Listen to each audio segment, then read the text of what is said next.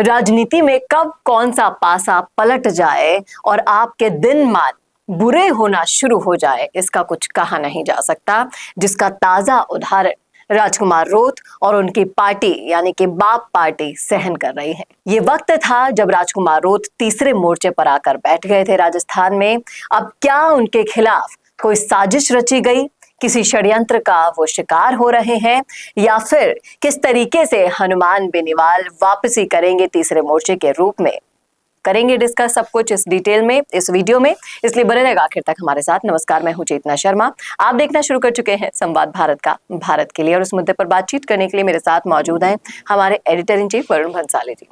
तो वरुण सर, जिस तरीके से राजकुमार रोत की पार्टी के ऊपर, विधायकों के ऊपर कोई भी धब्बा नहीं था, बड़ी साफ गोई से वो राजस्थान की राजनीति में आगे बढ़ रहे थे और बड़ी तेजी से राजस्थान के तीसरे मोर्चे के रूप में अपने आप को उन्होंने स्थापित किया था। लेकिन जिस तरीके से जयकृष्ण पटेल वाला जो मामला हुआ है, राजस्थान के इतिहास में पहली बार एक विधायक रंगे हाथों गिरफ्तार किया गया, उसके बाद भी रोत उसके विधायक के खिलाफ बोलने को तैयार नहीं हुए, कह रहे हैं कि षड्यंत्रों का शिकार हुए हैं, साजिशों का शिकार हुए हैं। क्या कहते हैं आप इस मसले पर? देखिए, कहीं ना कहीं राजकुमार रोत जिस तरह से बाप पार्टी को लेकर आगे बढ़ रहे थे, ऐसा लग रहा था कि बाप पार्टी एक बहुत बड़ी क्रांति लाएगी। लेकिन और कहीं ना कहीं उस क्रांति के मूल में, उस क्रांति के बेस में एक ही बात थी कि ये कांग्रेस और बीजेपी से अलग पार्टी है। ये आदिवासियों के हक के लिए लड़ रही है। ये अब स्वार्थ की राजनीति करने के लिए नहीं आए हैं। लेकिन एसीबी की इस कार्रवाई ने, देखिए बहुत स्पष्ट एक बात है, जो भी एसीबी की कार्रवाई होती है वो रंगे हाथों पकड़े जाने पर ही होती है। तो जब विधायक रंगे हाथों पकड़े गए तो फिर किसी भी तरह के षड्यंत्र का तो कोई भी प्रश्न ही नहीं उठता। और रंगे हाथों पकड़े जाना राजस्थान के इतिहास में पहली ऐसी पार्टी का पहला ऐसा विधायक होना जिसका रंगे हाथों पकड़े जाना है, ये एक बहुत बड़ा डेंट लग गया है। अब उस डेंट को कितना भी धोने की कोशिश करें, लेकिन जो रंगे हाथों सामने आए हैं उसको किस तरह से धोया जाएगा।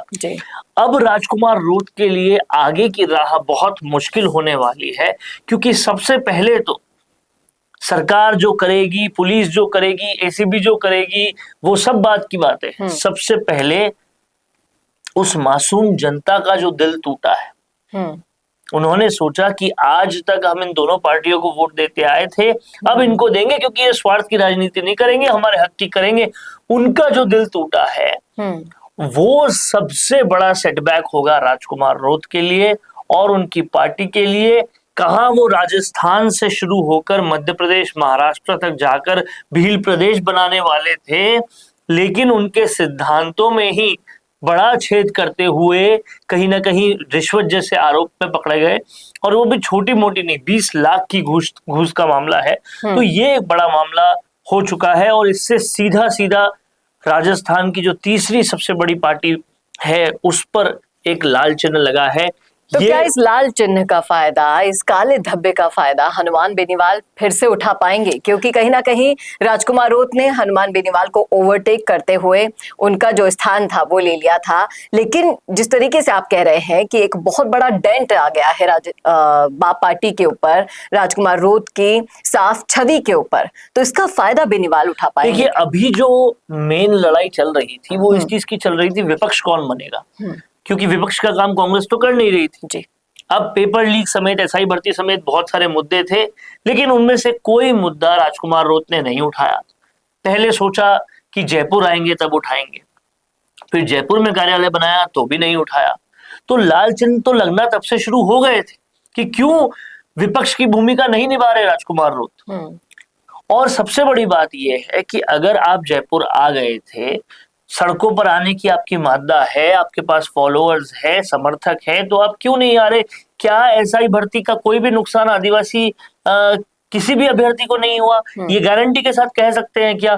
क्या पेपर लीक का कोई भी नुकसान उनके लिए नहीं हुआ? और क्या आप केवल आदिवासी वो भी केवल और केवल वागड़ के आदिवासियों तक ही सीमित रहना चाहते हैं, उसके आगे नहीं बढ़ना चाहते। नहीं बढ़ना चाहते तो फिर आपने जयपुर में ऑफिस खोला क्यों, अपनी पार्टी को बड़ा बनाया क्यों, आशाएं क्यों जगाई, उम्मीदें क्यों जगाई? ये सब सवाल तो पहले से हो रहे थे। उसके ऊपर से अब रिश्वत के आरोप में राजस्थान के पहले विधायक के तौर पर बाप पार्टी के विधायक का पकड़े जाना, और वो भी और कहीं से नहीं, विधानसभा के सामने जो एमएलए क्वार्टर्स है वहां से। अब आप ये समझिए कि एसीबी का पूरा खेल जो होता है वो पूरे प्रोसेस के तहत होता है, जहां परिवादी पहले शिकायत करता है एसीबी को, एसीबी पूरी जांच पड़ताल करती है उस शिकायत की कि सच में वो रिश्वत मांग रहा है कि नहीं, और फिर एक पूरा ट्रैप प्लान करती है जहां पर रिश्वत जो मांग रहा है वो वापस रिश्वत मांगेगा, और जो देने वाला है वो रिश्वत देने पहुंचेगा, और एसीबी के सिपाही सब छुपे हुए होंगे और रंगे हाथों पकड़ेंगे, तभी एसीबी केस बना सकती है। ये एसीबी का प्रोसेस है जी। तो आप समझिए कि रिश्वत लेने की बात एक दिन नहीं चल रही होगी, ये बहुत लंबे समय से चल रही होगी। जिस तरह से हमने एसीबी के अधिकारियों को सुना है, पिछले 1 महीने से वो इस केस पर लगे हुए हैं। परिवादी एक खान का मालिक है, उस खान में सारी चीजें ठीक होने के बावजूद उन्हें लगातार ब्लैकमेल किया जा रहा था, और परिवादी इस मामले में क्लियर थे कि वो रिश्वत नहीं देना चाहते क्योंकि वो बिल्कुल ठीक है, और इसलिए उन्होंने एसीबी को अप्रोच किया, और एसीबी ने कहीं ना कहीं एक बार फिर से जनता का दिल जीतते हुए ये बता दिया कि किस तरह से रिश्वतखोरों पर बिना किसी दबाव के काम किया जा सकता है, क्योंकि ये पहली बार है किसी राजनीतिज्ञ पर, किसी एमएलए पर, पब्लिक रिप्रेजेंटेटिव पर एसीबी ने छापा मारा है। और ये बहुत स्पष्ट करता है कि राजकुमार रोत के लिए अब राह आसान नहीं है।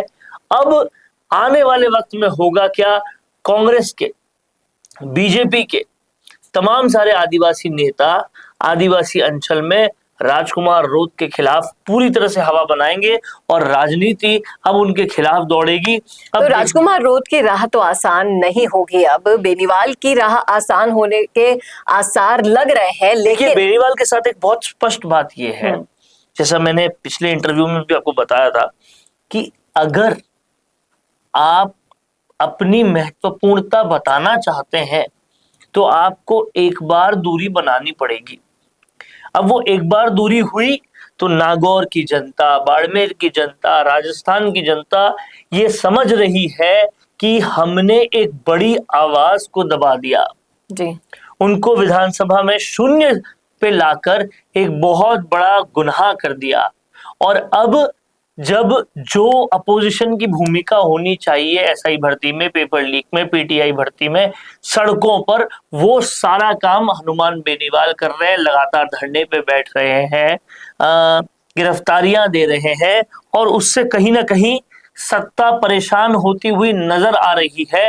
राजकुमार रोत इनमें से कुछ भी नहीं कर रहे।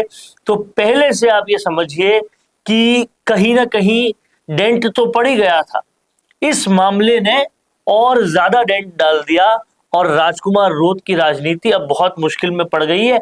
कैसे वो इससे निकलेंगे ये वाकई देखने वाली बात होगी। और उनके विरोधी पूरा नमक मिर्ची लगाकर इस मामले को और ज्यादा देखिए, महेंद्रजीत सिंह मालवीय वहां एक्टिव हो चुके होंगे, और बाबूलाल खराड़ी वहां एक्टिव हो चुके होंगे, और कहीं ना कहीं अब पूरी बाप पार्टी को ही टार्निश करने में लग जाएंगे, और जो बिल्कुल पॉलिटिकली बनता भी है। तो क्या ये इंडिया अलायंस में गठबंधन टूटेगा? इंडिया अलायंस में जो गठबंधन था वो टूटेगा या नहीं, ये तो सोचने और समझने की बात ही नहीं है, क्योंकि इंडिया अलायंस के ऑलरेडी सारे गठबंधन एक दूसरे के खिलाफ ही काम कर रहे हैं। तो वो गठबंधन के बारे में बात करने से कोई खास फायदा है नहीं, क्योंकि ऑलरेडी आम आदमी पार्टी कांग्रेस के खिलाफ काम कर रही है, हनुमान बेनीवाल कांग्रेस के खिलाफ काम कर रहे हैं, सब कुछ एक दूसरे के खिलाफ हो रहा है।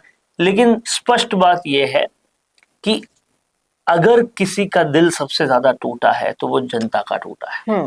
अब देखना वाकई में दिलचस्प होगा कि राजकुमार रोत इस मामले में और अगला क्या स्टैंड लेते हैं। उनका अभी तक तो यही कहना है कि विधायक से बात हो जाएगी, उसके बाद कुछ डिसीजन लेंगे, साफ करेंगे। लेकिन राजकुमार रोत को कोई कड़ा फैसला लेना होगा अपनी मेहनत को बचाने के लिए, अपनी पार्टी के अस्तित्व को बचाने के लिए, क्योंकि राजनीति के इस गेम में इस तरह के दंश आपको झेलने पड़ जाते हैं और एक बार अगर काला धब्बा लग जाए तो उसे हटाना बड़ा मुश्किल काम होता है। कोई ड्राई क्लीनिंग यहाँ पर अवेलेबल नहीं है। आपकी क्या राय है, आपका क्या सोचना है, बताइएगा कमेंट बॉक्स में। कमेंट करके जरूर इस वीडियो को ज्यादा से ज्यादा शेयर करना ना भूलेगा और ऐसे और वीडियोस के लिए देखते रहिए संवाद भारत का, भारत के लिए। नमस्कार। भारत का सबसे तेजी से बढ़ता हुआ डिजिटल न्यूज चैनल जिसका परिवार 4,17,000 लोगों से भी ज्यादा बढ़ रहा है, वो संवाद न्यूज चाहता है हर जिले और हर राज्य में मीडिया पार्टनर्स। तो अगर आप बनना चाहते हैं संवाद न्यूज के पार्टनर्स तो कांटेक्ट करें नीचे दिए गए नंबर्स पर। इसके अलावा अगर आप वीडियो एडिटर बनना चाहते हैं या फिर न्यूज इंडस्ट्री में बतौर इंटर्न सब सीखना चाहते हैं तो संवाद न्यूज के जयपुर हेड ऑफिस में काम करने के लिए संपर्क करें स्क्रीन पर दिए गए नंबर पर।